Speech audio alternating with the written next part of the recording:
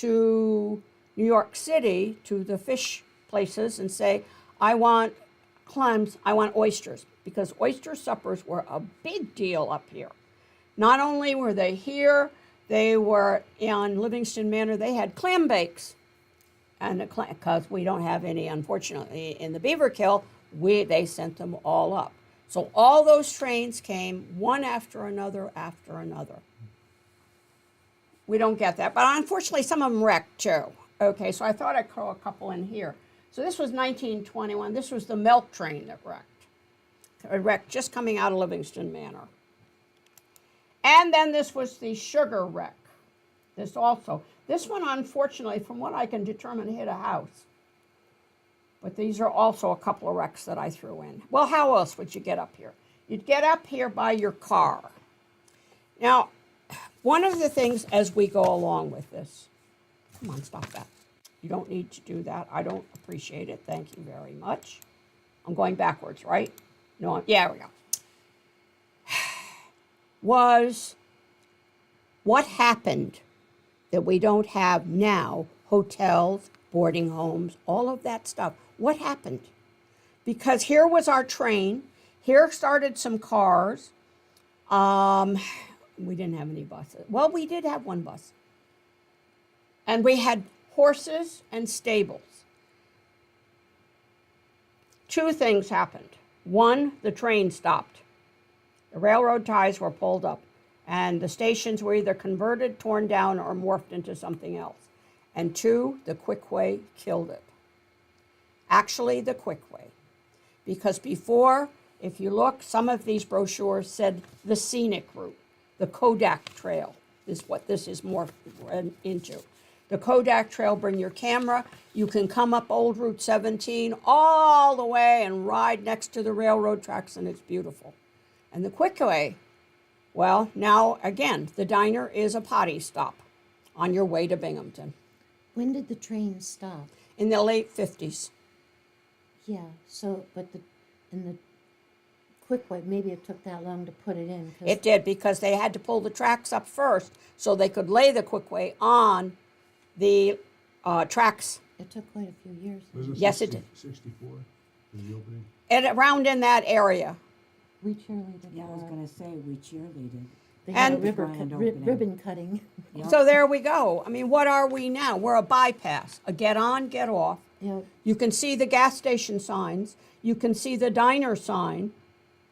So you can get off, get gas, go to the diner, get a burger and fries, go to the bathroom, and get back on, and you're headed up to Binghamton, to Syracuse, to wherever you, Buffalo, and there you are. And so, unfortunately, that and the fact that young people now start to move away. I don't see anybody here under 40 in this room. Well, how old are you? There we go. We're not counting you. We're all older. And so we're not going to be taking another job in New York City. My neighbor who moved in back of me commutes to Middletown every day and doesn't think anything of it. Okay, so there are so many changes. So here we have a garage and we have the cars. Now I thought I'd throw a few churches in, okay, because that was one of the things. The first Catholic church, as we know, was in Livingston Manor. It was St. Aloysius. Then the churches, as you remember from the other talk, became mission churches. But I did not realize that St. Aloysius also had a convent and a school. Remember we said the Dominicans had that and had a convent and a school. Why didn't we get one? Well, because we were considered a mission. Obernburg, St. Mary's, got a convent and a school. But unfortunately, we here did not. but Manor had a school. That's what you just saw. Yes, okay. Let's go back to that for just a second. That in the back there is the convent and the school in Manor. Private houses now, if I remember correctly. So if you were living in Roscoe and wanted to send your kid to the Catholic school, You had to go there, yes. Yes, you did. Just till 8th grade, then they got kicked back to us. Yes, there were, I don't believe there were any high school, Catholic high schools right in this particular area to my knowledge. I don't believe that the one in Obernburg, St. Mary's, I don't think they went beyond 8th grade either. Which is, again, unusual, but that's, at that time, you only went through the 8th grade. And then and then you tried to figure out what you were going to do for a high school. Now this is okay, now I have to go back. Here we go. This is in DeBruce. This is the Catholic Church in DeBruce. Once again, a mission church, but a good population. Now, I want you to start thinking too, one of the things I noticed was the clothes. We ladies are still in long skirts. We still are required to wear a hat. You never could go to church without a hat. Mm-mm. Oh boy, yeah. And we are in long skirts and hats, and it's summertime. So here again is that church. This is the one in DeBruce, but it is the Catholic chapel. Chapels were set up and they became mission churches. They stopped or went open only in the summertime after the people left or the boarders went back to New York City. And we saw this one last time, but I had one that was with it, and it said the old Rockland Church and on the hill, but this is Willowemock, but this is the Brown Settlement Church. Now, one of the things that were important in this area were the veterans. We had American Legion posts. We have one here in Roscoe, Morgan's Post. And there is in the museum over here a picture of the young man. So here we are in front of one of the hotels. Now, there's still a monastery in the manor. Yes, there was. Now we need to look at that. Hi there, come on in. We're going to give a test at the end. I know you're all excited about this. So yes, there was when I moved here, it's not, I don't believe, but there was an enclosed monastery, a convent up out of Livingston Manor off of White Row Lake Road. Yeah, it's still there. They were Carmelites. Carmelites go in, never come out. The door is shut. You speak through a grill. It is not as enclosed now. Why do I know this? Because I had an ambulance call up there. What they're doing, it is a retreat area too for priests. The nuns are still shut in the back, but there are places for the priests to stay in the front. If we look at the other monastery that we have, which is up, help me out here. The Greek one. Up Banana Lake. Yep. All right, I'll think of the name in a minute. Huff House. Huh? It was They a used to- house yeah. originally, That House. one. a long time ago. No, but that monastery is still operating and operating well. They are on the site of the Huff House. The view, if we remember correctly, is stunning. There is a full church up there, and again, a mission church here in Roscoe, which is St. Gerasimus. St. Nectarios, that's what I'm trying to think of, St. Nectarios Monastery. The So, one here, is it up Rockland? yes, that's St. Gerasimus, that is a Greek one. It answers to St. Nectarios Monastery. It is a church like only open up for special occasions, and it's pretty private. If you talk to George Nephrotis, he was married there. But the mother church, if you want to call it that, or the father church, is St. Nectarios. Joyce, they are affiliated with the Greek chapel out Rockland Road, the place up, The what? are you talking about the Greek church down? On up Rockland Road, Yeah, yes. they're affiliated with the one up where Huff House was. Yes. So we have veterans that came in. They were welcomed in for different ones for picnics, and they were welcomed in usually in the summertime when they would have a day. They might have a parade, but the veterans for the Civil War were welcomed in. There was always a band for them. We have here the bands. They would have a parade.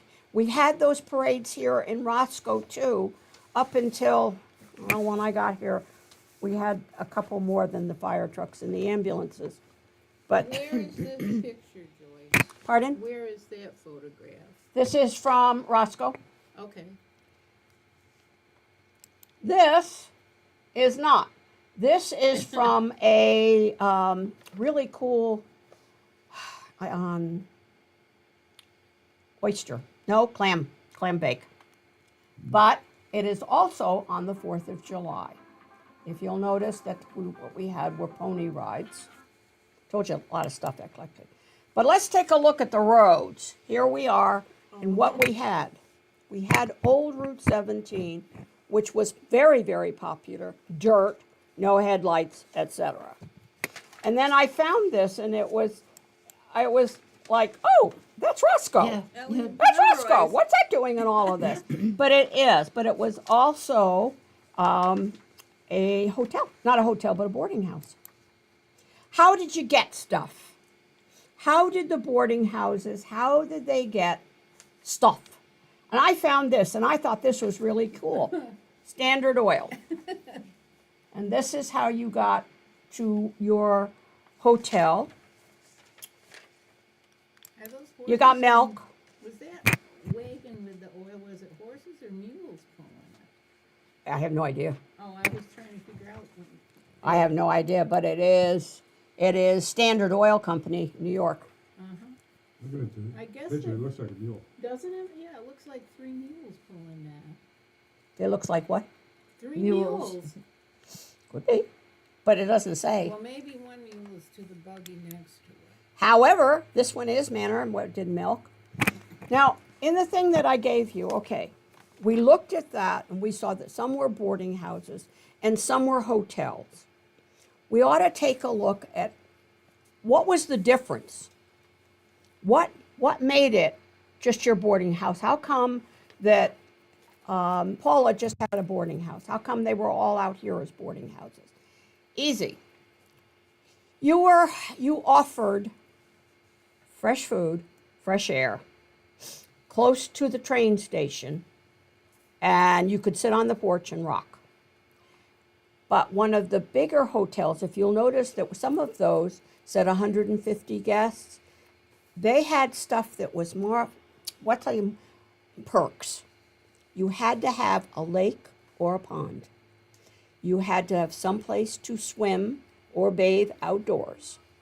You had to have either a dance pavilion or what else could we have here? Casino. Casino was very popular. If we remembered that up in the Campbell Inn, that was a big deal. It would help if you had a bowling alley. That would help too. And the one Campbell Inn did. So you needed the perks to have people come and stay for a week, a month, and entertain themselves. Or you entertain them. Of course, food was an issue. You got breakfast, lunch, and supper. If you were at one of the big hotels, in a boarding house, you got breakfast and usually supper. Lunch was on your own. Now, one of the other things that was very popular with some of these hotels was close to the river, because this is fly fishing. So New Yorkers would come, usually men, they're not bringing their wives, up here to be able to fish for a week or so. What are they doing with the fish? Taking them back to the boarding house and saying, can you cook these? 9 times out of 10 they would, but sometimes they couldn't. So now we're going to look at some are the big hotels. These are not Roscoe area. Once again, a necessity. You must have a porch. It must be a porch that you can put a rocking chair on and sit out. And it would help if you had balconies. That would be a good thing. Now, next one is the one that took my, Looks familiar. this is St. Brendan's. Now I need my notes. Because when I Like one saw out the that, I They're went, right here behind you. thank you. No? It reminds me of the one out Beaver Hill Road. That was decrepit. This is St. Brendan's. And I said to Fred, you normally don't see a saint's name attached to a hotel up here, okay? And if you do, often it is not it is a tuberculosis hotel. Oh, But he said, no, it's not. And I went, okay, so what happened here? It had, let me put this down here, it had several incarnations before it became St. Brendan's. Can I drop a few more things? Thank you. All right. All right, we learned that a Mr. M.J. McLawton has purchased the former Stockinger place. So that gave me a chance to jump back. And up in that cluster over on the, up towards DeBruce were a bunch of big hotels. They were coming up from Parkston and Parksville. Huge old hotels. So the Stockinger place had a difficult history. I have to read what it put. In 1923, Fred Stockinger owned a farm in DeBruce. I think we went through the story the last time. He sued, he lost, and then he lost his hotel completely. The hotel lies fallow for 2 years. Mr. McLawton buys it in 1933. It was the opening date. The McLawtons live in New Jersey. In 1934, the hotel, still the St. Brendan's, opens up for the opening day for the fishing season. Okay. I'm still not knowing where St. Brendan, the name, came from. Then we find out. We see the Irish connection. We're up towards Little Ireland, too. The Honorable Michael McWhite of Washington Consul General to the Irish Free State came and stayed for 3 weeks at the St. Brendan. Okay? Now, so where's Little Ireland, Joyce? Out DeBruce, is that Little Ireland they call well, it? that's a whole section. Okay. A whole section. So the McLawtons run the place for about 2 years, and then they quit. Nagel's purchased it after that. And that also was a very famous hotel up there. So, my guess is, was it a place where the Irish elite who had come into the United States, the consuls, the lawyers, the Irish Republican Army type of thing, all met at a spot, and here we have St. Brendan's. The name goes off of it as soon as the McLawtons leave. Now, there are 2 pictures here, and it was a very good-sized hotel, and you'll notice it did have a front porch, but it also had a pond in the back, so we're good here. All right?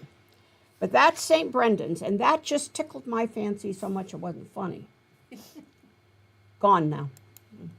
So here's a few more. Once again, full-fledged hotels. Unfortunately, that was the Sunrise Hotel, which burned down. What else could we have? Up here, we had camps. We had Boy Scouts. We had Girl Scouts. We had every scout that you can think of. And they all came in the summertime. Do we still have scout camps? Well, kind of, sort of. We have Frost Valley, okay, which kind of goes year-round. It's a YMCA camp. Frost Valley's YMCA. Right, Isn't it? Yeah. right. You could have Girl Guides, Girl Scouts, Boy Scouts. Boy Scouts were more popular. But you also have camps still. We have Timberlake West, which is up there and running. They're here. Right there, yeah. They're here. They came in 3 days ago. Did they? There we go. Yes, this is pre-camp time where the counselors come for, and it's a shakedown cruise for 2 weeks. That's where you find what you're going to be dealing with for the summer before the kids come, and you really know what you're going to deal with for the summer. One of my jobs as a health thingy for the homeless was most of our counselors came from Europe, but they also came with some problems too. So you had to see who was going to become unglued if the first wave of kids hit. So that's what a shakedown cruise is. Was that kind of like the Fresh Air Fund where the kids came up from the city, or is this something different? Well, I did Coalition for the Homeless for Okay. many, many years in their sleepaway camp. And again, the kids came for 19 days. But again, if you've never dealt with a kid who's homeless or a kid who's ADHD and now is off his meds because his significant parent sold his pills for the summer, you know, you're struggling. You really. Did they have doctors and medical staff at these that could do prescriptions besides you? You were at, okay. I had a wooden cabin in the middle of the woods. Ooh, However, after the second or third year, the coalition hired an intern, a doctor who was willing to come for a couple of months and sit and treat. Why? Because we had a ton of kids who were HIV positive or had AIDS. We had no cure. We didn't have a cure at that time. So a lot of these kids knew they were dying. So I'll do a talk on that sometime if you want. I wrote my master's thesis on how to run a camp infirmary, and it was that one.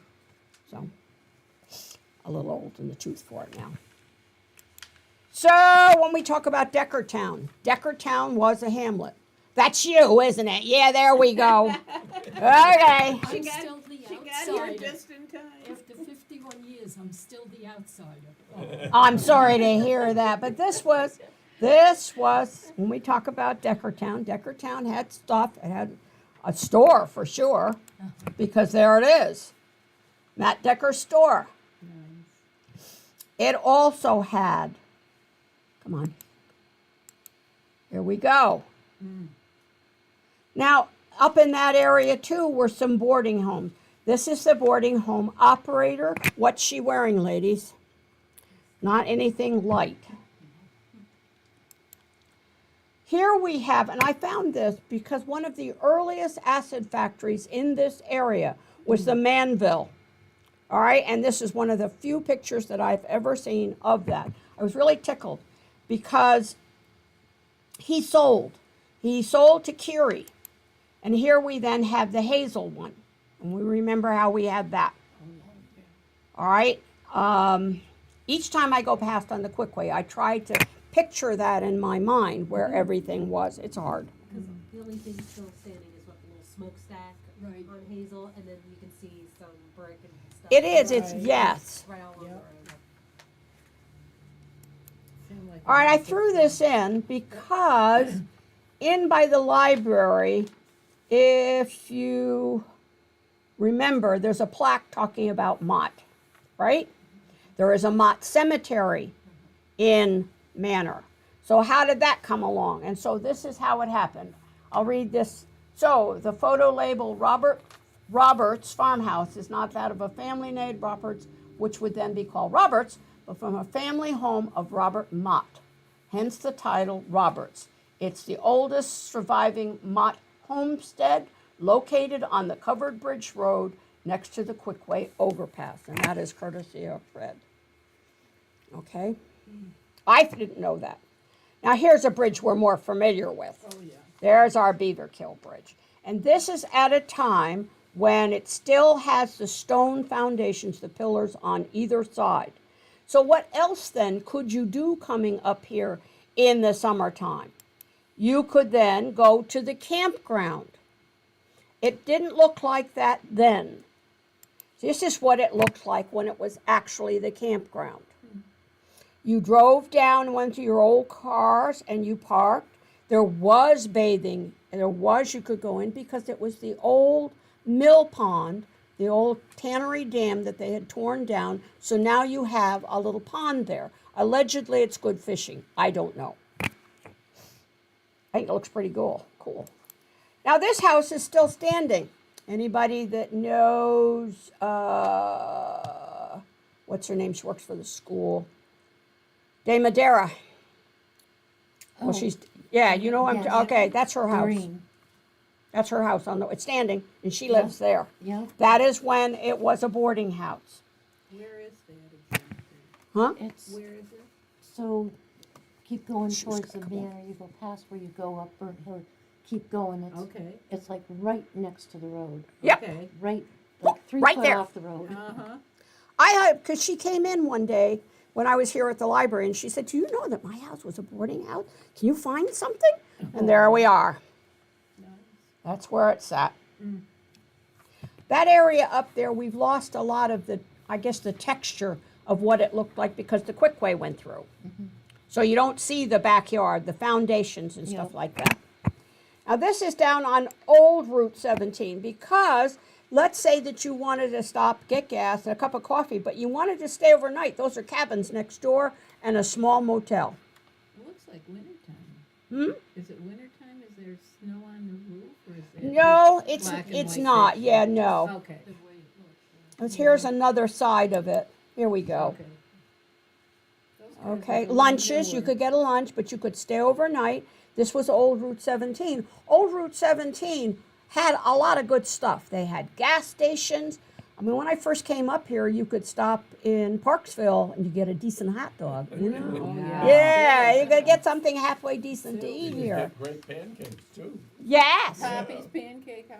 And Uh, was it all of- drugstore yes. in Parksville? Oh, yeah. So Route I feel 17 was like Route 66. Yeah. I feel know. badly that we've lost some of that.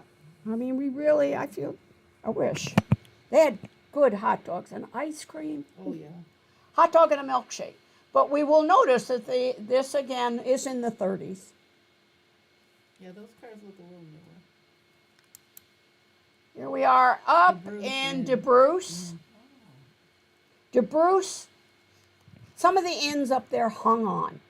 Again, it was more of an area to come and sit, fish if you needed to, but they didn't have a pond or a lake. You weren't going to stay for a week or two. Let's think about if you were up at the Campbell Inn or the Lakewood Inn or the one down at the end of the street, the Mapledale. All of those places had something. That's not Rockefeller property up there at DeBruce, is it? Julie? No, not this one. Okay. Now, you would then, you could do some things. You could bicycle a little bit if you had in a house that was a boarding house. I found this one, and this was by accident. So this is the Ladies Auxiliary of Livingston Manor. So, Vicki, for you, they are wearing white skirts and capes. They have hats, I believe, and I would not have known except I went and tunneled in on the flag that they had. They look almost like nurses in that picture. They do, but don't forget auxiliary, we're helpers. You Right. took your cue from the nurses always, yes. Now, where's my thingy? I took this also because, we did have newspapers, okay? We had Livingston Manor Times, we had the Roscoe Rockland Review, we had newspapers that came out at least once or twice a week. I happen to miss that, all right? I do have the stuff on a memory stick for about 4 or 5 years that I can go in and troll through. Just pieces of it, though. If you need to go down to the Sullivan County Museum, Fred Fries is organizing all of the Monticello paper, The Watchman. Nice. All of the Roscoe Review came here Yes, in microfiche. it did. And unfortunately, when I got here, all I had was about 10 rolls. They have been digitalized. In other words, I have them on a memory stick.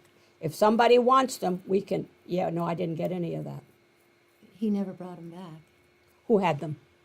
Judge Elliott took them from the school. He said he gave them here to get microfiched. And A they lot of were- things went missing that He way. said they were in such terrible shape, and we knew they weren't. There was a couple you had to very careful because it was Yep. this big Yes. of a book. He had books.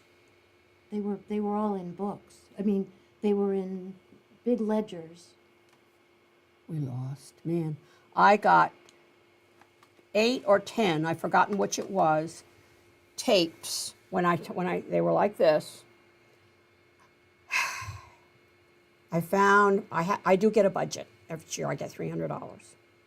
So Dana Duke, who did photography, very graciously then put them on. I have now like 3 memory sticks. And anybody wants to see that stuff, I'll make a copy for them. It's a long troll process to go through it. But that's where I get a lot of the information.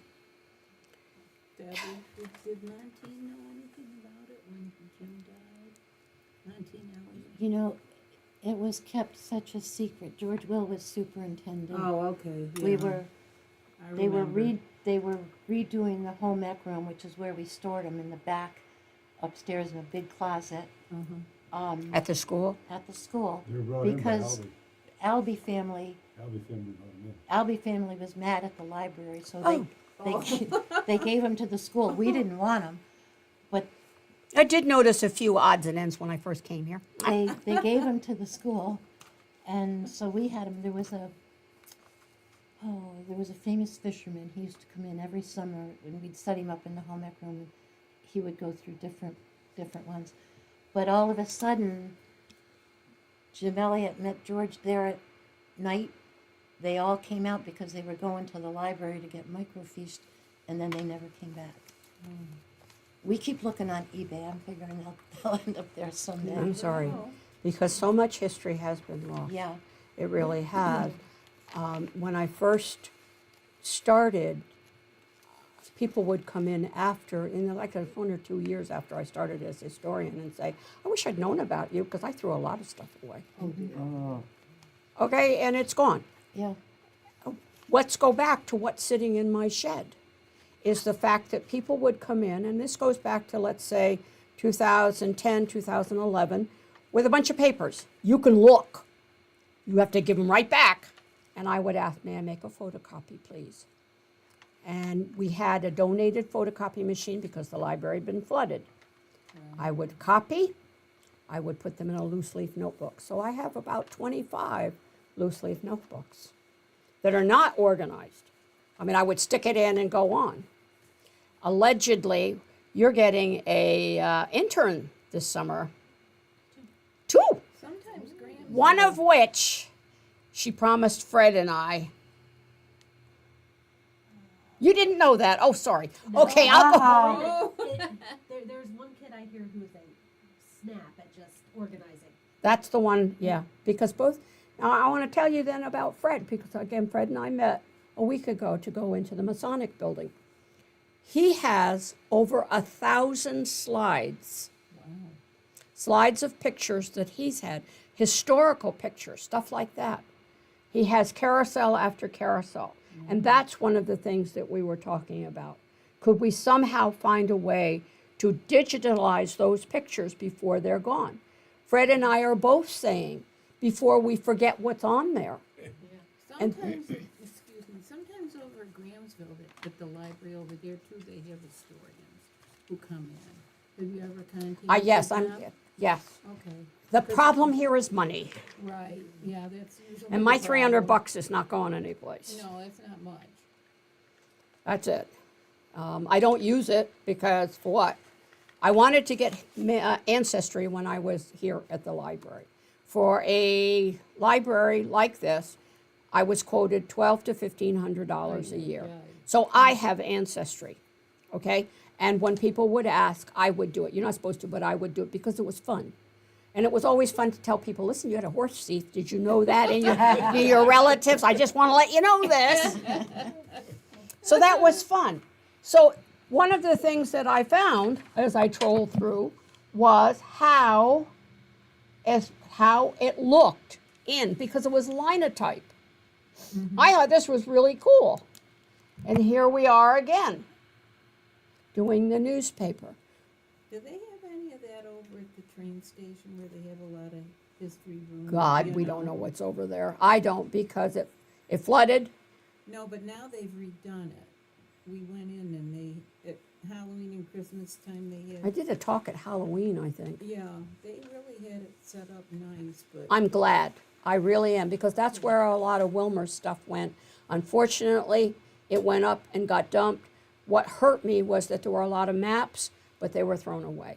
were they wet and nasty? It was, You think? that broke my heart. Probably, yeah. Maps are my thing. I'm map oriented. I need to have that. So here we have, again, we talked about having the clam bakes. We talked about being on the island, and I kept saying to Fred, what island? And he said, yes. When you cross that bridge, if you're at Peck's and you cross the bridge, don't look at the school. That was the island, Sherwood's Island. Okay. And that is where they had they had dances, they had clam bakes, and this was a big deal. I was able to find a picture of how they were doing it. This is the cooks. Was the Ku Klux Klan in that last picture, the previous photo? I 'Cause don't, I had heard they came to Cooks Falls at certain times too. they came all up here. We talked about this, that they were in Roscoe, not so much in Cooks Falls because the Red Caps were there, Okay. but they were in Livingston Manor and in Roscoe. At that last picture, it looked like some of them were walking I around. think those were three ladies, or they were Yeah. all dressed in white. Oh, okay. Yes, because- With a Little hood Beach, on? another big area for With them. hood. Yes, it Beach. was. Yeah. Lou Beach was. Yeah. We should remember that how many, and when I use the word secret societies, there were societies that loved to use names, ladies too, okay? But Ku Klux Klan was popular, the Odd Fellows, the Red Men, these were all different societies because, let's look at that, there wasn't television. If you wanted to meet and chat with somebody, gossip if you wanted to do that, men and women, you went to one of these meetings they had every week. I mean, really. And you sat down and you chatted. The ladies, remember we looked at one that was supposed to be bring your needle and thread? That was what you went, your needle and thread, but you talked, you ate cake, you drank sweet tea. The gentlemen would have maybe a glass of wine, whatever they were having. Cookies, the ladies were expected to provide, but then they were to get lost. So we had the International Order of the Odd Fellow. If you notice in the cemetery, some of them have the symbols on there, especially the one in what we call Mary Smith Hill, but it's actually the Race, R-A-C-E cemetery. And those was very popular up there, and it was, yeah, and then the newspaper would chat about it. Where is the Race Cemetery? On Mary Smith Hill. Okay. However, it's known colloquially as Mary Smith Cemetery, but it's not. Legally, it's called the Race, R-A-C-E Cemetery. We'll go through it sometime if you want. I had a good time with that. So how did they set it up? So this is how they set it up. And yes, the ladies are wearing white aprons over their clothes. And they are setting up the tables, and you came in and you sat and you ate. Did you pay something for it? Not if you were a veteran. If it was one of the Veterans Affairs, you did not pay a nickel. And you had the clams. And here in our area, Roscoe, Rockland, it was oysters. The fire department, the different churches loved a good oyster supper. Why? Because you don't get oysters up here, type of a thing. You'd get trout, but oysters were a big deal, and you felt like, wow, I'm really living it up. All right? Well, when Dave was growing up, he said he loved the clams at the Fireman's Field Days too. Out The Rockland witchy? The Fireman's Field Days out Rockland Road when they used to have them, and they had all kinds of clams, right, Dave? Did they? He I would loved just sit there that. and eat clams He all loved day. it, I'd yeah. probably eat 5-6 dozen. When he was growing up, Her dad ran the pavilion there, yeah, Uh-huh. Floyd. nice. Well, again, I have to, even where I live, I have to pretend it's all flat and it's still a tannery in order to actually think of how it looked way back when you would have been able, because it was still the Rockland Hose Company. Yeah. There used to be a big old mill way back in and. All right, out now, Canal Lake, or I said I across- wanted to talk to you a bit about Chandeley, because I just thought it was where Huber Road came out in Lanzas. And of course, Paul is up there. I did not know this was a hamlet. They had everything. And so, what did they also have? Some monster hotels because there were lakes. They had lakes up there, and they lasted a little bit longer than some of the hotels farther out and down here. So, I was really surprised to see this showing me Main Street, Chandelier. I was like, what? The old gas pump there. at Oh, the yeah. gas station. I didn't know about that. And I don't know if Paula does. So here we had another one. We had the Chandelier. It was important if you were a hotel to have lake in your name because that told people, oh, well, now there's boating. There'll really be fresh air because the air coming off the lake is just going to be superior. I can hardly wait. So here we are again, the two vets. All right, that's the two stores. There were two stores up there. I don't know where, but apparently, Lakeside House, the Idle Hour, and it's telling you where to get off. When they sent the advertisements down into New York City, because that's who you want to attract. I mean, none of us here are going to be able to afford to stay 3 weeks in one of these. They would go and they would advertise in the Times and all of the different newspapers, and they would tell what station you got off at, and they would make sure that you were telling them, I'm coming in at 5 o'clock on a Friday, a horse and a wagon will be there to get you.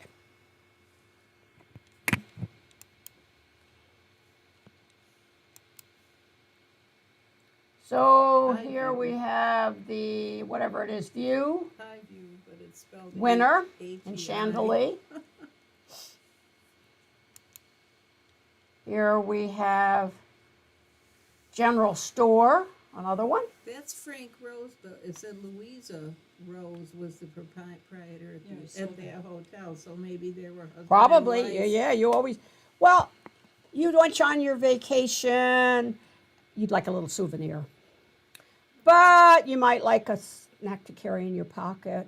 I don't think they had bug spray, but. Now, this show said it was Livingston Manor. I thought that this was Verdun's down on the Beaverkill. But I can't prove it because there was nothing on it when I was looking it up. Usually you had something written on the bottom of it. There was nothing here. Maybe that's where Bologna Now, were. take a look at this, because when you're doing the advertisement, it was perfectly acceptable to embellish it a bit. So anybody, this is for an ad for Livingston Manor of one of the better hotels. And I thought, say what? It looks like Switzerland. Well, I went, no, I don't think so. I don't remember anything out there. But that was okay. That's why in some of these old postcards you see cars with people in them. We didn't have cars then. But when they were being sent out to be engraved in Germany, they went, we need to stuff something in there. Okay. I thought, well, all right then. So how did folks get around later on? Here we have, Studebaker. that's Sturtevant's truck. When we talk, and again, I would like to talk to you about this, because in Manor, Sturtevant's garage housed the Who's Fire Company. The library at the time was right next to it. Not this, not down at the other end, across from Peck's. So I thought, oh, okay. Before that was Dawson's Iron Foundry. I would say, whoa, how do we get an iron foundry in here?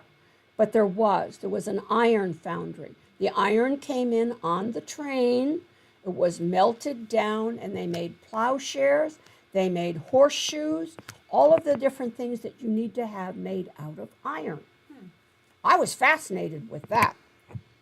So let's see where I had to do that. Now here's the Masonic Hall. I made these pictures up for you, okay? The Masonic Hall is actually 2 buildings. And yes, we were right. It is 2 buildings. Fred proved it. All right. The library is next to it, that little building next to it. The hotel is farther down. Here it is again. Okay, bank now building is across from it. But that is the Masonic, and what looks like a shelf in there, this bit, that is the, what is now the library, was the fire department then. I threw one more in. See it to the left there, where there, yeah. Then, is that Livingston Manor House next to where the bank is? Before Yes. it became the fire department? Yes. So I printed those out. That's why I was a little late, because I was down shaking the garage printer upside down. Mine is not happy.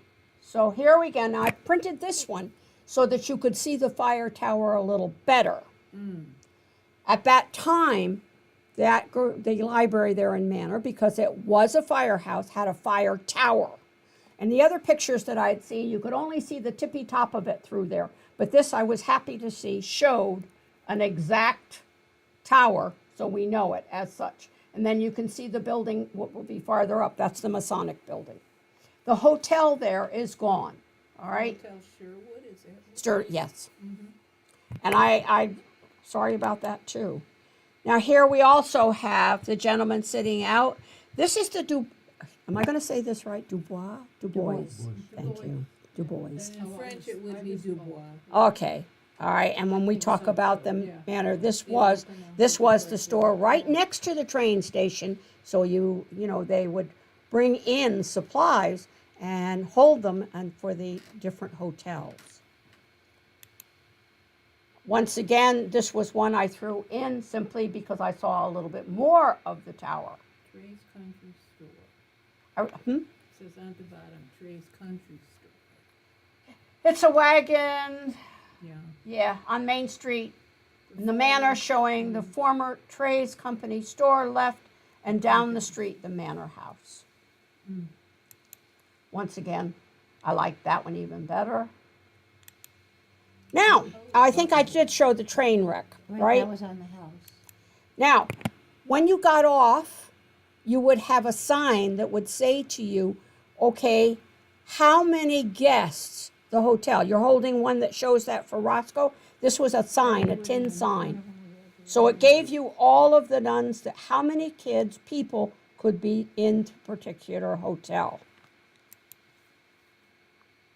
This is Upper Main Street. Again, these are ones I had to throw in because I'm going to be doing that talk.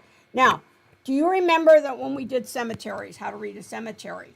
And I talked to you about the Lynn Cemetery, which is up in the cemetery right up here. Okay. All right. Do we remember this? It's okay. I don't think we were here for that. Okay. Did we do how to read a cemetery? We did. Okay. Thank you, Jesus. This is. Did we come down? This is in the what is the Bon Air Cemetery.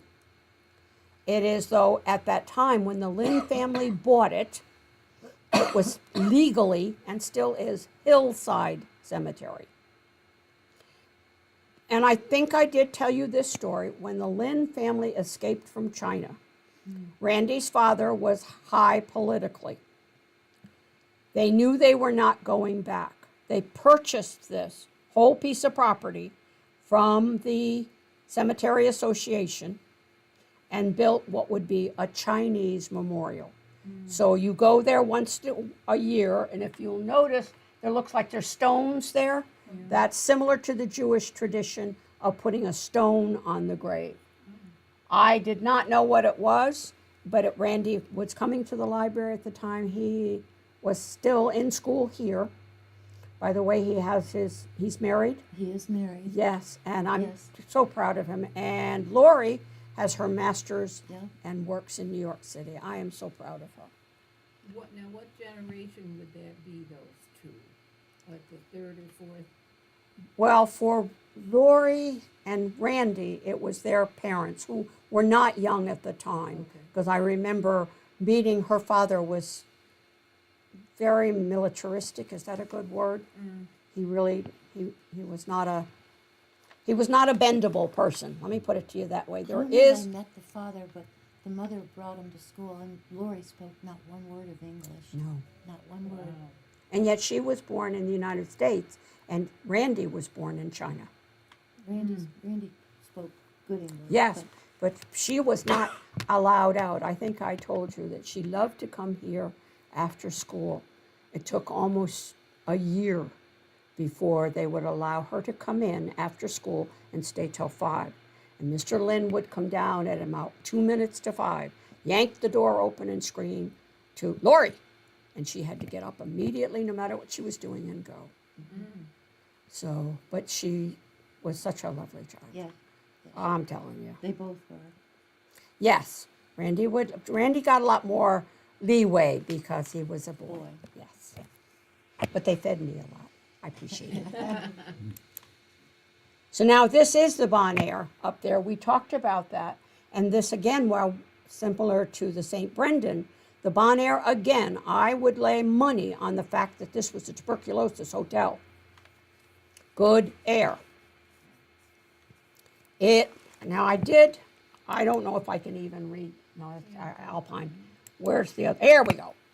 It was in the Roscoe Rockland Review, and they were opening it and talking about how wonderful it was going to be, and they were specifically chatting about how wonderful it was going to be with fresh air. And I'm thinking, oh, okay. And you don't have a pond. You have some horses, and a horse and a wagon, but you don't have a pond, a pool, not even a brook, which you could put your feet in. So I'm pretty sure that that's what it was, and it got away with it. The St. Brendan? No. I think St. Brendan was more for an homage to Ireland and probably it could have been the IRA, I don't know. Very possible. Do we recognize this? Oh, yeah. There we go. Okay. Now, Fritz Kirshner told me when they built that garage, it was on a swamp. And yes, indeedy, it floods. Okay, so it comes down when we have heavy rain. It comes down between the community center and the other firehouse all the time. Now, years ago, I had to enlarge this. Years ago, hotels would make up stickers with a little picture on it, and they would pass them out in New York City. They would hire somebody. And this is one of the stickers that I was given. So this was the Sherman House in Cooks Falls. Cooks Falls had a lot of big hotels. Yeah. What did they have? A lake in the back. So the Francisco one, yeah. And the river. They were beautiful. Yeah. Gone. But they had something you could do. Boat, fish, swim. When we think, all of you sitting in this room, when you think about summer and thinking about going on vacation, you think about, well, can I go swimming? Are we going to the shore? Oh, wow. That's it. So now, to round this up, I wanted to talk a little bit about the Casbury Castle. Who's familiar with it? Is that down above when you're coming out of Liberty up on the hill? Nope, that's Hilligs. Oh, okay. I don't know this. I got to see this. Why did I get to see this? Because Fred Fries was, or is, the Friends with the Caretaker. And it is called Casbury. They use lodge, but it's a castle. And I got to see it, and I wanted you to see what was inside of it. I was allowed to take pictures. We'll probably never get in. Where is it? Up on the DeBruce Road. I'll get you here now. Alfred Casbury, we need to look at him for a second. He was a philanthropist. He had lots of money. But the second one, he collected stamps. Yeah, ceramics, yeah, but stamps. So, he was all of these good things. Now, when he died, he left a lot of money for the Hospital for Special Surgery. That's who owns Casbury Castle. Because the money that he left from the sale of a very famous stamp, one that had been printed backwards, was how he funded forever in perpetuity. I hope I said that right. Perpetuity? Anyway, forever. Perpetuity. There we go. Perpetuity. That's funded. He designed it with the help. It was designed before 1900. It was designed. I'd not take that back. Okay, let me go back to here. Stop that. So the main house and the guest house And Canfield College, we remember Canfield, who was, well, he's the one that named Livingston Manor. This is what they have. Where's my pictures of the, or I'll get to it in a minute. You get to go there if you are a doctor, a doctor's wife, doctor's family, a nurse practitioner in the hospital for special surgery. You can go there for 1 week and you pay like $50 a week. You get to use the whole place, period. So, it tells you cable and Wi-Fi, including streaming services, are available in all houses. There are no phones on the property, and cell phones is limited. Let me see if I can get this. Okay. He donated $1 million to the hospital for special surgery, and his wife then has a special clinic. Then he contributes additional funds and property to the institution, including a 2-door style lodge in Bruce, New York. That's us. All right, so he leaves then the bulk of his estate, including the stamps, to his best friend. And this man, Mr. Harmer, sold his South American collection for big bucks. And that is where the money is coming into for this building. Okay, this is Casperi Castle. Why am I calling it a castle? Well, we're going to go into this. Is it gated, like you just can't get in there, you have to know where it is? Yeah, you kind of do. Oh, Yeah. yeah. Fred drove, not me. Fred doesn't let anybody else drive. Okay, so let's see. You drive in. There's a guest house that's been added to it. They did have a permit that was on here for the temporary residence, but now it's permanent. It's on Jeff Road, if you want to call it that way, or Goff Road in Livingston Manor. The first time, we went twice. I went, say what? Say what? It really is designed to be a Nordic castle. Okay? So, every window on the outside has something on it. As you can see, old type designs. On the corners are pictures of people. The outside was weirder than the inside. The outside was more Nordic. Vicky, for what we're seeing, is a Viking who's got a beard and really strange eyes, and he's attached to a piece of the porch. Like he's guarding it. So now here was one I had to telephoto in because every one of these had something on it. And here's this one, and this one made me nervous.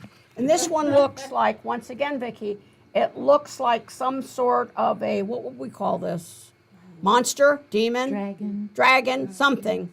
And the eyes poke out at you. And again, I went, oh, okay, what am I getting into here? All right, then there was another, and we're getting to the front door, and I looked at that and went, what is that, please? This looked like a bull. So I telephotoed up as much as I could. Once again, colors. This one, Vicky, it looks like a bull, but a very strange painted one, and it looks like he's got hands. Okay? So, on all the cornices, there are winged, like swans. I'm not sure if I'd call them swans, and they're on every single one. They look like eagles, maybe an owl. Could be.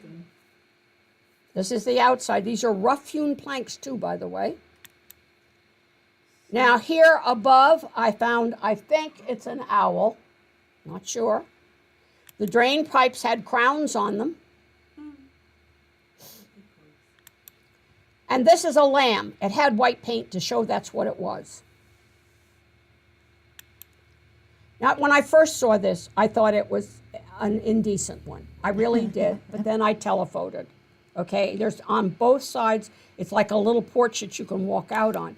But this is what he is doing.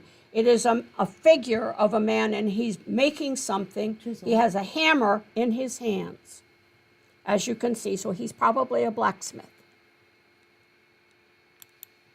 On the other side, I wasn't able to telephoto as well. Once again, we see the lamb above it, but this man is also making something. There is not one spot on the outside that doesn't have something carved on it. You said he collected pottery, right? Hmm? You said he collected pottery, right? Yes, he did. So Let me instead get of a blacksmith, it could have been a chisel, a hammer and a chisel making a vase. Or that. something. Very is possible. Yes. Here was the over the door going in. This is just filigree. This is a lot of really skilled woodwork. Now, when you get inside the place, now we revert to Tudor, where we are what would be like a castle type of a thing, where we have very dark wood. We have a couple of ram's heads on the wall, very dark inside. It's a huge fireplace. Yes, it is. Once again, this was down the other side. At one time, it was candlelight. Now there is electricity in there. Here we have the fireplace. You are allowed, if you're staying there as a doctor or a nurse or whatever, you sit there, and in the wintertime, they will put the fireplace on. Then I noticed, wait a minute, look, there are carvings on everything. And so this one has a knight on it. The theme there is, again, of knights and her, well, yeah, we'll see. How much of a staff do they have if people stay there? A staff, what, how much staff? You have to do they you're on your own. There's no, you have Nope. to cook your own, bring everything? Nope, you bring your own food, Oh, you do okay. everything yourself. You bring your own sheets and pillowcases, etc. Okay. You stay. So here we have a monk. Over the what would be not so much the fireplace, there is a minstrel gallery, is a huge tapestry. And of course we see the knights on one side, we see, it's sort of like a Viking theme, and the boat rowing it.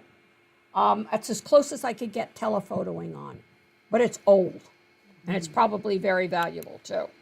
Here we can see the two minstrel galleries. They are openings above that look down onto the living room. You think they ever had entertainment there originally up in those? There's nothing in the annuals that I could find about it. Okay. The other thing that I looked at when I was standing there and you look up, it has beams across the top in like a slanted, if we had an attic type of a thing. But then I looked closely and realized that there were carvings of women. And I went, whoa, look at that. So here's where I telephoted in. Okay? It's on all of them. Maybe they're guardian angels. Well, no, mine is on vacation. She says it's been a tough trip, you know. So then we have also a minstrel gallery up here too. You can walk in the back of it. There is a small door in the back of this. And that had some beautiful carvings on it. I was able to telephoto in. And this, I could not decide if it was a pig or a wolf. I'm not We're sure. looking at a medallion, Vicki, that shows a head on it. It's got ears, and it might be a wolf, and it might be, I don't know. It's kind of a snout like a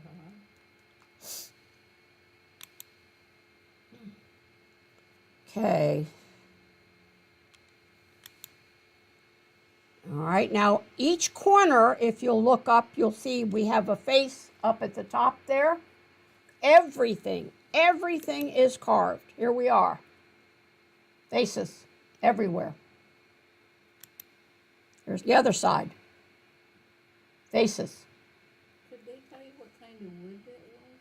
Did anybody know what type of wood? No. And like I said, I was really fortunate to be allowed to take pictures. And it was only because it was Fred's friend. There is a full-time caretaker who lives not on the property. So we have a couple of deer and moose and everything else. This is the doors leading into the kitchen and the dining room. And now we're going into the kitchen. This is what you cook on. This, Vicki, is a stove that's kind of sort of old.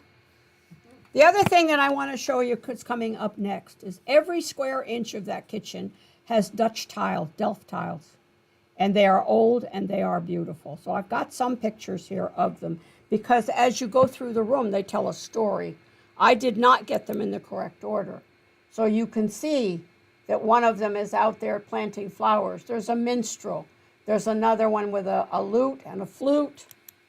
Here we have a lady who is going to be, I guess, singing Birds Above Her. I'm not sure. He's shooting something. That we're pretty certain that he's shooting something. This one is a blacksmith. He's hammering something. I'm not sure. Might be a Flute. musician, yeah. He's got his long his flute. He might be a hunter, he's got something. He's got that- geese in his backpack. Yeah. This is the entire kitchen. Bare, bar, none. It is all decorated. And it goes into the pantry too. They, I'm sure, are very valuable. Did he hire a specific architect, or because it kind of just looks like he opened a thing and went, "Ooh, castles," and was like, "I like this," and I like. Well, it's sort of like Dundas. I want a little of this, I want a little of that. So again, different stories all the way through, right into the kitchen. There was running water in the sink and everything. Oh, yeah. Yep. It's been updated. Yep. Except for the stove. Okay, so Yeah, here that we was have quite old. going into what would be the, like a table to sit in the living room area. Once again, I had looked up at the minstrel galleries. You could walk up there and look down. This is one of the bedrooms upstairs. Quite nice. Another one. But to get up there, you know, if you have a castle, you have to have circular stairs. So he's got circular stairs. And I went, oh, okay. They always thought that saved space. All the way up, circular stairs. The other thing that's in this particular one is that at some time or another, railroad men stayed there. We know that the guy next door, was the station manager, and he traveled. So if you were a station manager or you were big time in the railroad, you had a huge trunk. It looked like a bureau. It had locks on it, and all your things went in there, and it went on in the freight train or in the freight car. So here's the one that was in there. Here's the lock on it. That is huge. And here we have, it tells where it came from. Antiques and interior decorations, and that's where you ordered your trunk from. And then this was how it looked with those different padlocks on it. And you needed your name on it. Okay? So that is Richards and Vickers. I think it's Richard Vicker, isn't it? With just one person? There's electricity now. At first there was not. It was just candles. However, people that would come, and this was, I was told by the guy that's the caretaker, they would leave a bottle, a pretty bottle if they were drinking, because everybody drank there. And they would leave a pretty bottle, so they have all the bottles that are piled up there. Well stocked. There was also, and they don't know where they went, but there were secret stairs. This opened up and they didn't go anywhere. It was in a secret room, and they don't know, and they're not willing to tear it apart, which I agreed with. Here again is now the pictures of his wife and him are on the walls. This is next door where we have Mr. Childs. Now, that about cuts it for me, but I wondered if you, now here I go with names again. Supervisor before, Casey, no, keep going back. go back. Pat Conroy. Nope, after her. He was supervisor, and I'm trying to think of his name. That's him. Pat Casey came after Pat Conroy. Ed Whiteman. Oh, yeah. Ed spent a winter day taking me for a ride because I knew nothing about the area. So this is Ed taking me on the tour. And why was this important to him? Because he had done all the carpentry work for the Bonneview in Lou Beach. And he took me in there to show me what he had created. This is the staircase that he created. He also showed me several old hotels and boarding homes that are lost to time because they are vacant out there. They're being bought up by, like in Cooks Falls, being bought up by folks that look like it would be fun to live someplace, maybe turning it into, like they did with the Red Rose type of a thing. So in looking at all of this and looking at what was left, looking at this list for me, the fact that all of these boarding homes, all of these places you could stay for a day or two, but the big guys, when I looked on here to see who had a lot, the Campbell Inn, the Rockland House in Roscoe, 120, the Riverview, the Alpine, the new Alpine Hotel, this is before it became no longer Jewish. And then we looked down and some places just had 10, 5, 40. But then we go down and we don't see any biggies until we get down to the Mapledale at the end, where the nursing home is. That was the Mapledale. The one old sign you had about all different ones said Edgewood Inn. Now, I worked there in 1969 that summer. Dave got me a job. Cool. Yeah, well, the Wittenberg family owned it, but that was Evelyn Haas's mother. And the Haas's lived in Livingston Manor. Her husband had was it a real estate office or anything? And I went into Siegel's department store that used to be there because I had to buy uniforms. Again, so many places have been lost. The Roscoe House was a big one. Yes. hotel. Is that the one, did that burn? No. No. The No, highway they took knocked the it highway. down. Yes, that was a beauty, wasn't it? Ray and Ruth Pomeroy owned that. And Ruth went to the senior meal with me for years, and she would talk about that, just like Freddie Banks would talk about the one up by Craigie Clare that he went into Beaverkill. These, again, hotels were lost. Some of them, like Freddie's Place, when the state took over and made it the Forever Wild and planted all those trees, which is scary. Eminent domain took it. Yes, and then everything has changed. It's well that we can see this stuff because it's gone. Most of the places that I've shown on here, now especially that the Campbell Inn has been torn down. We've lost that. Joyce, I have a book you might like that I got over at the Catskill Art Society that Fred Banks helped write with a lot of photographs in it of the old buildings. That the would be whole lovely. I'd hotel. like to see it. What's the Yeah. name of it? Dave, I gave you that as a gift for Father's Day. I can't think of the name of it. It's, Okay. But it's very historic and it has a lot of photographs. You'd love it. It's the photos we need, and that's why postcards were so important, because postcards were history. We would see, most of the shots that I showed on there of the hotel, they were postcards. You sold them in New York City, you sold them in gas stations, you sold them at the hotel itself. Because a way to say was, having a wonderful time, wish you were here, and here's the picture of where I am. And maybe you'd like to come here too. So that is why postcards are important. I did not realize until I researched it how important they were. Well, Fred came down to the house and he went through that book and talked about it. to Did us. he? Yeah, We'd was- love to have Fred come. Yeah. He's not as well Well, as he could can't be. remember some stuff anymore, but he was in rare form that day.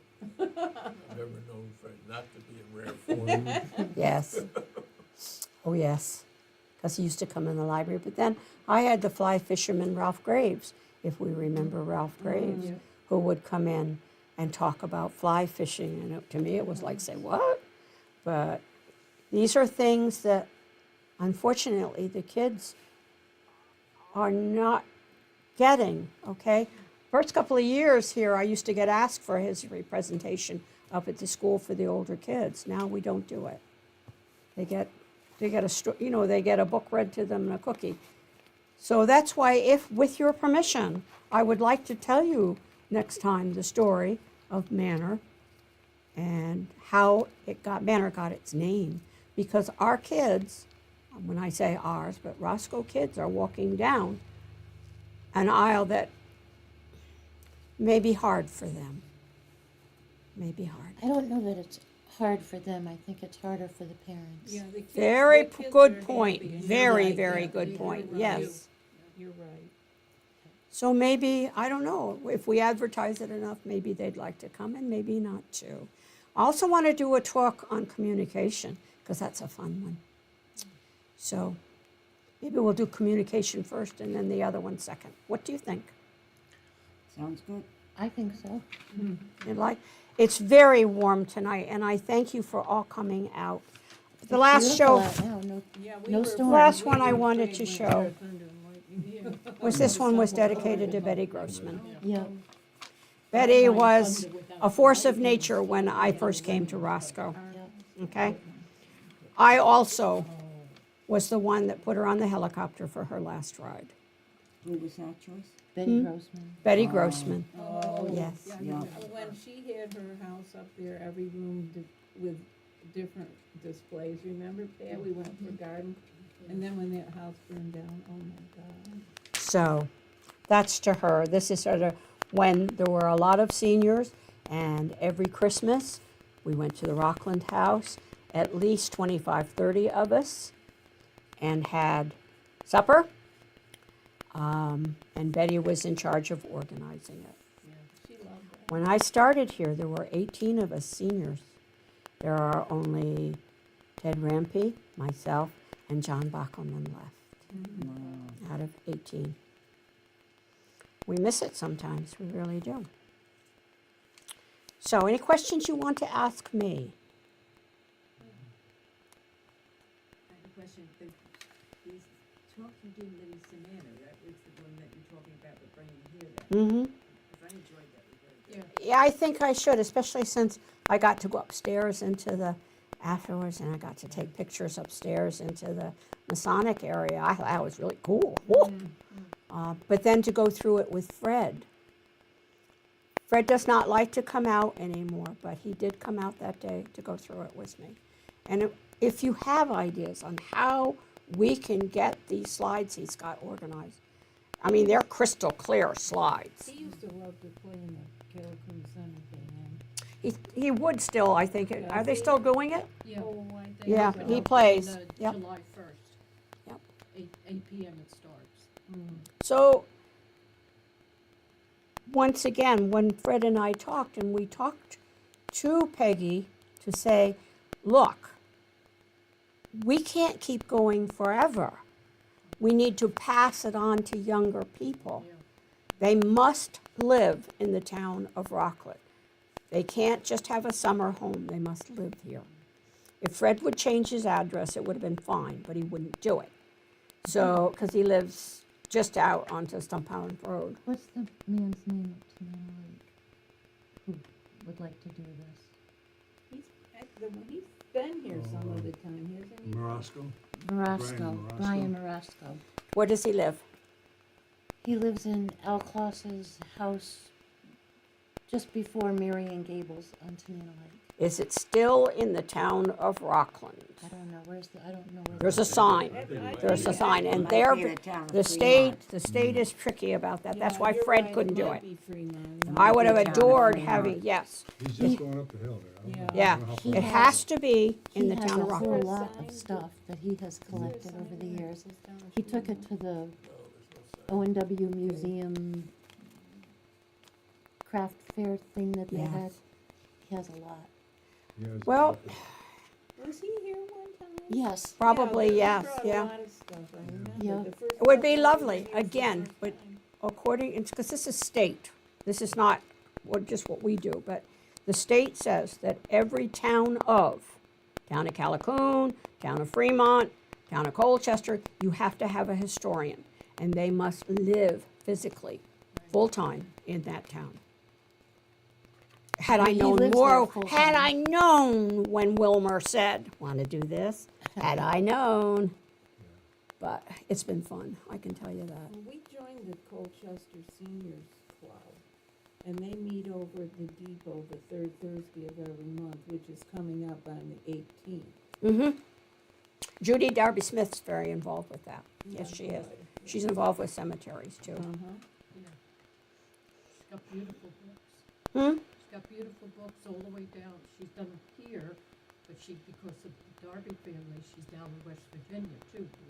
Yes. Have you seen the books? I'm sure my father-in-law had, like, To the Mountains by Rail. Got a and couple those of copies. books. Okay. Yeah, We got they my are father- rarer than hen's teeth. Yeah, we Yeah, got my yeah, I used to never let it go father-in-law. out of the library. Yeah. But yes, and that also, Manville Wakefield, I have a sore foot. Yeah, Man, he wonderful. was done, he also did, I think, Tidewater's to Coal Boats. He did might another have one, Dave- I have a Dave's couple. father, I think, had that too, didn't he, Dave?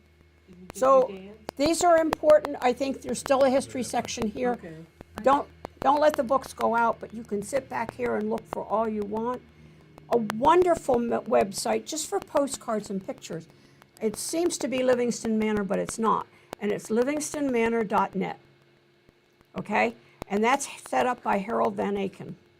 And he's got all sorts of good stuff on there. So it's not just Manor. He's got other postcards from other areas.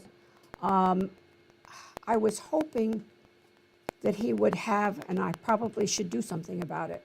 We were gifted, as a historian, I was gifted an album that was from Acidalia, but it was Stoddard Hammond, who had a school, a boarding house, and a big manor, and fish hatcheries, 2 of them, up in Wilder Lake.